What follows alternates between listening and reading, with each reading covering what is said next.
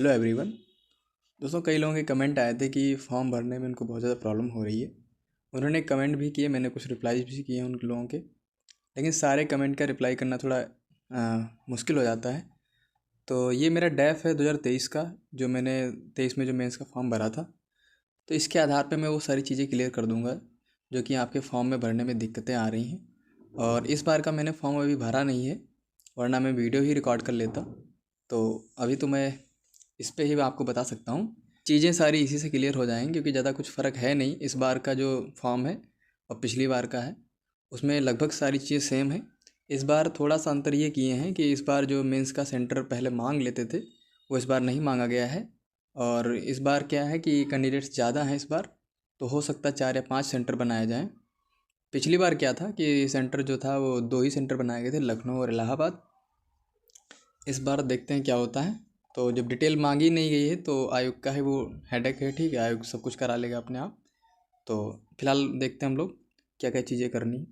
तो ये जो मैं आपको दिखा रहा हूँ डेफ, ये जो आप लोग फाइनल सबमिट कर लेंगे, उसके बाद कुछ ऐसा निकल के आता है। यहाँ पे सबसे ऊपर आपकी फ़ोटो लगी रहेगी। यहाँ पे आपको पासपोर्ट साइज़ फ़ोटो लगानी है, ठीक है। यहाँ पे आपको पासपोर्ट साइज़ फ़ोटो लगानी है और उस पर आपको स्वप्रमाणित भी करना है। स्वप्रमाणित कैसे करना है, तो साइन आपको रनिंग लेटर में करना है, और जो भी साइन आपने किए होंगे वही साइन यहाँ पे करने हैं। और साइन आधे आपके फॉर्म पे रहेंगे और आधे फ़ोटो पे रहेंगे। डेट भी डाल दीजिएगा उस पर, ठीक है। तो सबसे पहले यहाँ पे जो है नाम लिखना रहेगा, अभ्यर्थी का नाम यहाँ पे। तो सबसे ऊपर है इंग्लिश में नाम लिखिएगा। हिंदी में नाम के लिए क्या करना है, हिंदी में नाम आप कहीं एक नोट में लिख लीजिए, हिंदी में उसको वहाँ से कट करके या कॉपी करके यहाँ पे पेस्ट कर दीजिएगा, नाम हो जाएगा, ठीक है, लिख जाएगा। उसके बाद क्या है, पिता का नाम लिखना है यहाँ पे। देखिए बहुत सारी चीज़ें जो हैं वो OTR के थ्रू ही ले ली गई हैं। तो कुछ चीज़ें हैं जो कि आपको मैनुअली भरनी है, बाकी बहुत सारी चीज़ें जो हैं OTR में आपने जो कुछ भरा है वहाँ से डायरेक्ट यहाँ पे आ गई हैं ऑटोमेटिक, ठीक है। तो उसके बाद फिर यहाँ पे पिता का नाम हो जाएगा, ठीक है। फिर यहाँ पे पिता के जो मूल निवास है वो उसको यहाँ पे टाइप करना है। और निवास कौन सा यहाँ पे डालना है पिता का, तो पिता का निवास वो डालना है आप लोगों को जो कि उनके आधार पे जो लिखा हुआ है, ठीक है। तो वो यहाँ पे डाल दीजिएगा। यहाँ पे डेट ऑफ बर्थ अपनी डालनी है, अपनी डेट ऑफ बर्थ वो डालेंगे जो आपके मार्कशीट पे है, वो भी हाई स्कूल की मार्कशीट पे, ठीक है। ये सारी बेसिक चीज़ें हैं, आप लोग भर लिए होंगे बहुत सारी चीज़ें। उसके बाद क्या है कि यहाँ पे जेंडर मांगा हुआ है, ठीक है, तो जेंडर अपने हिसाब से भर लीजिएगा। फिर अभ्यर्थी के पिता का जन्म स्थान, तो जन्म स्थान अधिकतर लोगों का वही रहा होगा जो उनके आधार कार्ड पे लिखा हुआ है। तो अपने हिसाब से देख लीजिएगा, जो आधार पे एड्रेस है वो डाल दीजिएगा, उससे कोई दिक्कत होने वाली नहीं है। फिर यहाँ पे नेशनैलिटी पूछा हुआ है तो ये डाल दीजिएगा, सिटीजन कहाँ के हैं। और उसके बाद अभ्यर्थी क्या विवाहित हैं, तो यस या नो यहाँ पे करना होगा।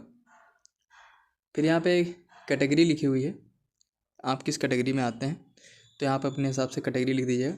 मैं यहीं पे एक चीज़ बता देता हूँ आप लोगों को कि कैटेगरी में बहुत सारे लोगों का इशू हो रहा है कास्ट सर्टिफिकेट को लेके। तो देखिए कास्ट सर्टिफिकेट जो आपने बनवाया होगा 2024 में आपने फॉर्म भरा था, तो उस टाइम पे अगर आपने बनवाया था कास्ट सर्टिफिकेट तो वो डाल दीजिएगा। अगर उस टाइम पे नहीं बनवाए हैं तो अभी बनवा लीजिए और अभी बनवा के नया लगा दीजिए, कोई प्रॉब्लम होने वाली नहीं है। बची बात EWS के लिए और OBC जो भी नॉन क्रीमी लेयर वाले उनके लिए क्या है, तो देखिए EWS के लिए क्या होता है, एक फाइनेंशियल ईयर के अंदर का मांगते हैं लोग, ठीक है। तो अगर आपने 2024 में जब फॉर्म प्रीलिम का भरा था, अगर उस टाइम का अगर आपके पास है EWS वाले और जो नॉन क्रीमी लेयर उनके पास, अगर आपके पास उस टाइम का सर्टिफिकेट है तो वही इसमें अटैच करिएगा। अगर वो नहीं है तो फिर नया बनवा लीजिए, उसमें भी कोई दिक्कत नहीं है, क्योंकि इंटरव्यू के टाइम पे क्रॉस चेकिंग हो जाएगी और सब कुछ मतलब क्लियर हो जाएगा, उसमें कोई प्रॉब्लम नहीं होगी। मेन चीज़ ये है कि आपका कोई डॉक्यूमेंट फ़र्ज़ी नहीं होना चाहिए, ठीक है, फ़र्ज़ी नहीं होना चाहिए। अगर आप लीगल हैं, आप क्लेम कर रहे हैं तो फिर वो मान लिया जाएगा। उसके बाद क्या है, अच्छा मैं ईयर भी आप लोगों को बता देता हूँ यहीं पे। कुछ लोग कह रहे थे बहुत ज़्यादा पुराना है।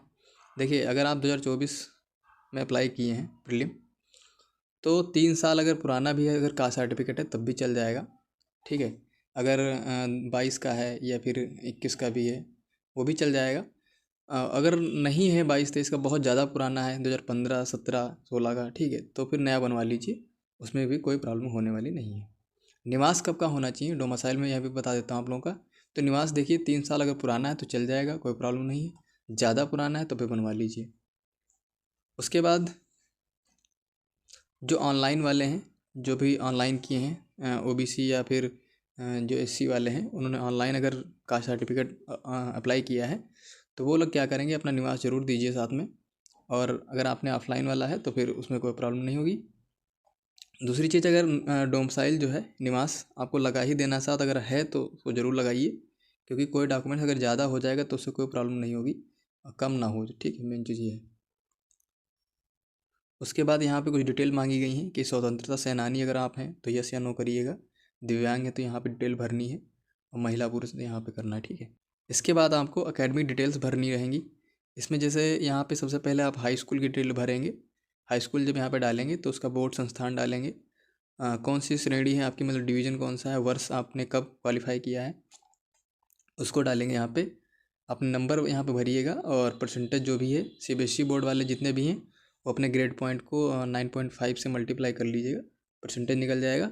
और परसेंट यहाँ पे विषय जो हैं, विषय कौन से डालने हैं यहाँ पे, तो जो आपकी मार्कशीट में जो सब्जेक्ट पढ़े हुए हैं वो यहाँ पे डालेंगे। और सब्जेक्ट जो हैं, जैसे कि जो कोई इंजीनियरिंग बैकग्राउंड से है तो उसमें बहुत सारे सब्जेक्ट होते हैं, तो वो क्या करेंगे, वो जैसे कि अगर आपने सिविल इंजीनियरिंग की या फिर कोई भी जो भी है तो उसका ब्रांच का नाम यहाँ पे लिख दीजिएगा। फिर यहाँ पे आता है प्रमाण पत्र संख्या। यहाँ पे क्या करेंगे, तो अगर आपके पास डिग्री है तो डिग्री का सर्टिफिकेट नंबर होता है वो डालिएगा। अगर डिग्री पे सर्टिफिकेट नंबर नहीं पड़ा हुआ तो सीरियल नंबर डाल दीजिए, वो भी चल जाएगा। सीरियल नंबर भी नहीं है तो फिर रोल नंबर डाल दीजिएगा, वो भी चल जाएगा। ठीक है, बाकी हाई स्कूल का क्या है कि हाई स्कूल का अगर आपके पास सर्टिफिकेट है अलग से तो उसका सर्टिफिकेट नंबर डालिए। अगर सर्टिफिकेट नहीं है, हाई स्कूल की मार्कशीट और सर्टिफिकेट सेम है, तो उसका जो मार्कशीट का जो जो भी है जो प्रमाण पत्र होगा वो संख्या वो डाल दीजिए, या फिर सीरियल नंबर हो वो डाल दीजिए, दोनों चल जाएंगे। ठीक है, मेन चीज़ है जब क्रॉस चेकिंग होगी तो वहाँ पे कुछ फर्जी नहीं होना चाहिए, मैच करने चाहिए यहाँ पे डॉक्यूमेंट्स, ये इस चीज़ को ध्यान रखना है। ठीक, हाई स्कूल की डिटेल भरने के बाद आप लोग इस तरह अपनी जो भी डिटेल हैं वो सारी यहाँ पे फिल कर लीजिएगा। इंटर की डिटेल भर लीजिएगा, ग्रेजुएशन आपने अगर पीजी भी किया है तो पीजी की भी डिटेल भर लेंगे। उसके बाद अगर आपने अन्य कोई डिग्री की हुई जैसे बीएड वगैरह आपने किया है तो वो भी सब भर लीजिएगा। ठीक है, इसमें कॉलम दिए रहेंगे उसमें भर लीजिएगा पूरा। उसके बाद सबसे ज़्यादा लोग कंफ्यूज यहाँ पे हो रहे हैं, स्पेशल जो रहता पूछी गई हैं यहाँ पे। तो यहाँ पे क्या करना है, देखिए सबसे पहले यहाँ पे लिखा है ग्रुप 1 एग्जीक्यूटिव स्नातक। ठीक है, तो जितने लोगों ने ग्रेजुएशन किया हुआ है, चाहे वो बीए हो, बीएससी हो, या फिर बीकॉम हो, या फिर इंजीनियरिंग बैकग्राउंड से हो, अगर आपने ग्रेजुएशन किया है तो यहाँ पे यस करेंगे। यस करने के बाद उस बोर्ड संस्था का नाम लिखेंगे, और उसके जैसे आपने पिछली अभी एकेडमिक डिटेल्स भरी थी उसी हिसाब से इसको भी भर लेना है। ठीक है, और यहाँ पे डिग्री जो है जो भी रहेगी आपकी ग्रेजुएशन की, उसका यहाँ पे सीरियल नंबर डाल दीजिएगा, या फिर सर्टिफिकेट नंबर है उस डिग्री का तो वो डाल दीजिएगा। ठीक है, ऐसे ही आप अन्य जितनी भी पोस्टें हैं अपने अनुसार देख लीजिएगा, जिसमें आप एलिजिबल हैं उस कॉलम को आप लोग भर लेंगे। ठीक है, यहाँ पे सारी डिटेल जब आप लोग भर लेंगे, स्पेशल जो भी मांगे हैं क्वालिफ़िकेशन, उसको भरने के बाद फिर यहाँ पे नीचे दिया हुआ है कि क्या आप अंतर्राष्ट्रीय खिलाड़ी हैं या फिर राष्ट्रीय खिलाड़ी हैं, तो अगर आप हैं तो यस या नो करिएगा। उसके बाद आप कभी लोक सेवा आयोग द्वारा जो भी है डिबार किए गए हैं तो यहाँ पे यस या नो का कॉलम दिया हुआ है, इसको देख लीजिएगा। फिर यहाँ पे सेंटर का नाम यहाँ पे आ जाता है। देखिए पिछली बार सेंटर का पूछा गया था, इस बार सेंटर नहीं मांग रहे हैं, तो इस बार जब नहीं मांग रहे हैं तो आयोग अपने अनुसार देगा, जो भी नियरेस्ट पड़ेगा उसके परमानेंट एड्रेस के अकॉर्डिंग। ठीक है, तो उसको टेंशन नहीं लेनी है इस बार। उसके बाद क्या है कि यहाँ पे मोबाइल नंबर डालना रहेगा अभ्यर्थी का। ठीक है, दूरभाष नंबर कोड सहित डालना है, तो स्टडी कोड वहाँ पर डाल दीजिएगा 91 से स्टार्ट करके, फिर अपना नंबर डालिएगा, और फिर यहाँ पे ईमेल आईडी वगैरह भी डालिएगा यहाँ पे। ठीक है, तो ये सारी डिटेल जो है बेसिक चीज़ें इसको भर लीजिएगा। फिर सबसे यहाँ पे महत्वपूर्ण चीज़ आती है, इसमें ज़्यादा लोग कंफ्यूज हो रहे हैं कि पिता का व्यवसाय क्या होना चाहिए, तो जो भी आप ऑक्यूपेशन है पिताजी का वो यहाँ पे डालिएगा। फिर उनकी इनकम कितनी है वो डालिएगा यहाँ पे, जो भी एक साल में इनकम है वो डालिएगा यहाँ पे। फिर माताजी का व्यवसाय क्या है वहाँ पे चूज कर लीजिएगा, उनकी इनकम क्या है वहाँ पे डालिएगा। ठीक है, अगर इनकम नहीं है तो वहाँ पे 0 लिख दीजिएगा। उसके बाद क्या करना है, जब आप सारी डिटेल्स भर लेंगे और फिर वहाँ पे एक अपलोडिंग का एक ऑप्शन आएगा कि सारे डॉक्यूमेंट्स अपलोड भी करने हैं, तो वहाँ पे आप सारे डॉक्यूमेंट्स अपलोड करिएगा।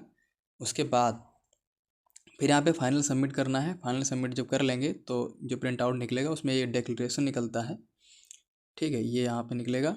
इसमें क्या करना है कि जो आप जितने भी डॉक्यूमेंट्स अटैच कर रहे हैं उनकी यहाँ पे संख्या लिखनी है, अंकों में, यहाँ पे शब्दों में लिखना है और उसका विवरण भी देना है। विवरण कैसे देना मैं भी बताऊँगा। यहाँ पे अभ्यर्थी के साइन होने हैं डेट के सहित, ठीक है। यहाँ पे जो डॉटेड लिखा हुआ है यहाँ पे दिनांक वो लोग डालेंगे जो लोग एनओसी वगैरह लेते हैं उनके लिए, ठीक है, अगर वो नियमित कर्मचारी हैं तब, ठीक है। नहीं है तो यहाँ पे नहीं, जो यहाँ पे दिया हुआ है उस पर ऐसे टिक करके छोड़ देंगे, ठीक है। तो ये रहा डिक्लेरेशन जो कि फाइनल निकला हुआ है। यहाँ पे विवरण जो दिया गया है ये देख लीजिए कैसे देना है। यहाँ पे विवरण की संख्या लिखनी है, जैसे एक, तो एक यहाँ पे नंबर डाल के वहाँ पे आवेदन पत्र लिखिएगा।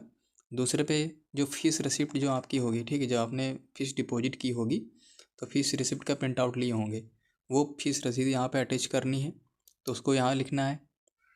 ये क्रमवार रहेगा, ठीक है, जैसे आपको डॉक्यूमेंट जैसे लगाने हैं, जैसे आप उसको स्टेपल करेंगे उसी के अनुसार यहाँ पे इसको मार्किंग कर दीजिएगा, ठीक है। पहले आवेदन पत्र रहेगा, फिर फीस रिसिप्ट रहेगी, फिर हाई स्कूल का अंक प्रमाण पत्र, फिर इंटरमीडिएट का अंक प्रमाण पत्र, फिर इंटरमीडिएट का जो अभी आपका अंक पत्र था उसके बाद प्रमाण पत्र लगाइएगा, फिर ग्रेजुएशन की मार्कशीट जो है, अगर आप तीनों हैं आपके पास तीनों लगाइए, और फिलहाल तीनों ही भेजनी रहती हैं। अगर आपके पास किसी ईयर के नहीं है तो उसको निकलवा लीजिए, अभी टाइम है। और अगर नहीं निकल पा रही है तो फिर जो फाइनल है वही भेज दीजिएगा, और क्या कर सकते हैं उसमें, बाद में जब क्रॉस चेकिंग होगी वहाँ पे इंटरव्यू के टाइम पे तो सारी मार्कशीट दिखा दीजिएगा, ठीक है। फिर क्या है, स्नातक की आपकी डिग्री होनी चाहिए, और फिर पीजी आपने किया तो उसका अंक प्रमाण पत्र, उसकी डिग्री लगाइएगा जो भी पीजी किए हुए हैं, ठीक है। और अगर आपकी डिग्री नहीं है, क्योंकि कुछ लोगों ने कमेंट किया था कि पीजी की डिग्री नहीं उनके पास, अगर आई नहीं तो प्रोविजनल बनवा लीजिए, 2 दिन में बन जाता है। अगर डिग्री निकल जाए, संभव हो सके तो निकलवा लीजिए, अगर तब भी डिग्री नहीं निकल पा रही तो कोई बात नहीं है, बाद में लगा सकते हैं, ठीक है। फिर क्या है, बीएड का अगर आपके पास अंक प्रमाण पत्र है तो दोनों, अगर ईयर की मार्कशीट लगाइएगा, उसका सर्टिफिकेट लगाइएगा, जो भी डिग्री दी है वो लगाइएगा। फिर आप कास्ट सर्टिफिकेट लगाएंगे, उसके बाद निवास प्रमाण पत्र लगाएंगे, ठीक, इतनी सारी चीज़ें आप लगा के उसको स्टेपल कर लीजिए, और फिर आपको उसको एनवलप के अंदर करना है। एनवलप के में क्या क्या जाएगा वो भी आपको मैं बता देता हूँ अभी। तो इस तरह से आपका एनवलप रहेगा, A4 शीट वाला आप एनवलप लेंगे, ठीक है। ये जो रसीद जो लगी है यहाँ पे जिसमें एड्रेस लिखा हुआ है आयोग का, ये आप जब प्रिंट आउट लेंगे तो उसके साथ ही निकलती है, इसको अलग से फाड़ लीजिएगा और फाड़ के एनवलप के ऊपर चिपका दीजिएगा। यहाँ पे आयोग का एड्रेस रहेगा, यहाँ पे आपका एड्रेस रहेगा। इसको चिपकाने के बाद इसके अंदर जो है एनवलप के अंदर 2 छोटे एनवलप भी डाल दीजिएगा, क्योंकि अगर आयोग को कभी लगेगा कि कोई चीज़ कम है या फिर कुछ आपसे संपर्क करना रहेगा तो आपको लेटर लिख के वो संपर्क कर सकता है, ठीक है। तो इतनी सारी चीज़ें आपको ध्यान रखनी है, और इसको जाके आप स्पीड पोस्ट डाकखाने में जाके कर दीजिएगा, ठीक। तो यही सारी चीज़ें बतानी थी, और मुझे लगता है सारे डाउट्स क्लियर हो गए होंगे। अब भी अगर आपको कोई दिक्कत हो रही है या फिर कोई प्रॉब्लम है तो कमेंट करिए, पॉसिबल होगा तो मैं उसका जरूर जवाब दूंगा। धन्यवाद।